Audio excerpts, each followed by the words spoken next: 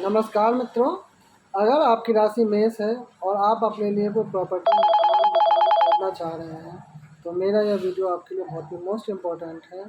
कारण देखिए, सबसे पहले इंसान का स्वभाव जानना बहुत आवश्यक है। अगर आप किसी के साथ रहते हैं तो सबसे पहले आपको यह जानना जरूरी है कि जो मेष राशि का स्वभाव है वो किस प्रकार का है।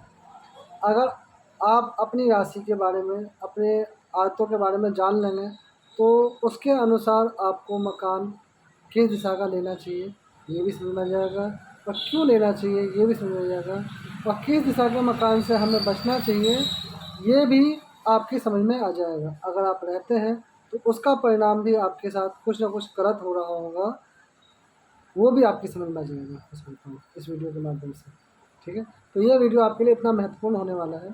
सबसे पहले हम चलते हैं कि मेष राशि जिन व्यक्तियों का जन्म 21 मार्च से लेकर 19 अप्रैल के मध्य हुआ हो, यह जो मैं बता रहा हूँ ये चंद्रमा कैलेंडर के आधार पर है। हिंदी संवत जो आपका चलता है उसी के आधार पर बता रहा हूँ मैं आपको। तो यह तिथि थोड़ा सा आगे पीछे वर्ष के अकॉर्डिंग हो सकता है, तो उससे कोई वो वाली बात नहीं है, क्योंकि समझते हैं आप भी कि तिथि जो अंग्रेजी तारीख और हिंदी तारीख में डिफरेंस आ सकता है। अब हम चलते हैं कि स्वभाव के बारे में।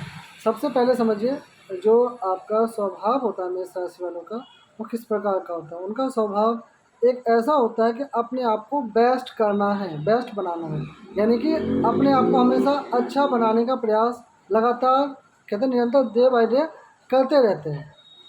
समझिएगा, एक आप में उत्साहपूर्ण स्वभाव होता है, आप उत्साह से भरपूर होते हैं, आप किसी चीज़ के लिए हार नहीं मानते, आप एक जुझारू व्यक्ति होते हैं।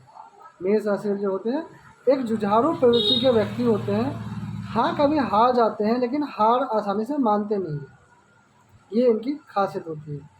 तो ये किसी से डर के रहने वाले नहीं हैं, दबते नहीं हैं, थोड़े समय के लिए दब जाएं, लेकिन इनका स्वभाव इस प्रकार का नहीं है जैसा कि मंगल का माना जाता है। मंगल राशि, मंगल ग्रह किसी से नहीं दबता, और मेष राशि का जो स्वामी होता है वो मंगल होता है। ठीक है, अब इसी के आधार पर आपको बताता हूँ कि आपको किस दिशा का मकान लेना चाहिए। मैंने पहले ही बताया था, मेष राशि का जो स्वामी है वो मंगल है, और उसकी जो दिशा है वो दक्षिण दिशा है। तो दक्षिण दिशा का मकान आपके लिए सबसे शुभ होता है। उसके साथ साथ मंगल के जो पिता हैं वो है क्या, आपको पता होगा, मंगल के पिता माना जाता है सूर्य देव को। सूर्य देव की राशि होती है पूर्व की, तो पूर्व दिशा का मकान भी आपको इसलिए कह सकते हैं कि आपके लिए उचित होता है। उसके साथ साथ उनके जो कहते हैं कि आप मिलता जुलता जो होता है उसके बीच की राशि जो होती है उत्तर पूर्व, वो राशि भी मकान आपके लिए अनुकूल नहीं हो सकता, वो भी आपके लिए कहीं ना कहीं प्रतिकूल ही होगा। अब आते हैं उससे विपरीत चलते हैं। उससे जस्ट विपरीत आप कहते हैं उत्तर का अपोजिट, दक्षिण का अपोजिट होता है उत्तर। उत्तर की जो दिशा होती है वो बुध की होती है, और बुध ग्रह अपने आप में एक बुद्धिमान होता है। तो उससे आप कहते हैं कि मेष राशि वालों की बहुत ज़्यादा बुद्धिमान लोगों से बनती नहीं है, क्योंकि ये खुद को बेस्ट बनाने के लिए काम करते हैं। जो इंसान खुद को बेस्ट बनाने के लिए काम करेगा उसकी किसी दूसरे बुद्धिजीवी व्यक्ति से बहुत ज़्यादा बनने वाली नहीं है। तो इसलिए इस दिशा का मकान भी आपको बहुत ज़्यादा प्रतिफल नहीं दे सकता। ठीक है, उत्तर पश्चिम का मकान जो होता है राहु का ग्रह है, राहु और चंद्रमा के ऊपर आधारित है, तो यह भी राशि आपके लिए अच्छी नहीं मानी जा सकती। दूसरी राशि होती है, इसकी विपरीत होती है पश्चिम की। पश्चिम का दिशा जो होता है उसका जो कहते हैं कि शनि की दिशा मानी जाती है, तो इसलिए शनि से मंगल की कभी बनती नहीं है। वो दोनों भाई भाई हैं, दोनों प्रतिद्वंदी हैं एक तरह से, तो इसलिए देखा जाए तो पश्चिम दिशा का मकान भी आपके लिए कहीं हद तक शुभ नहीं होता है।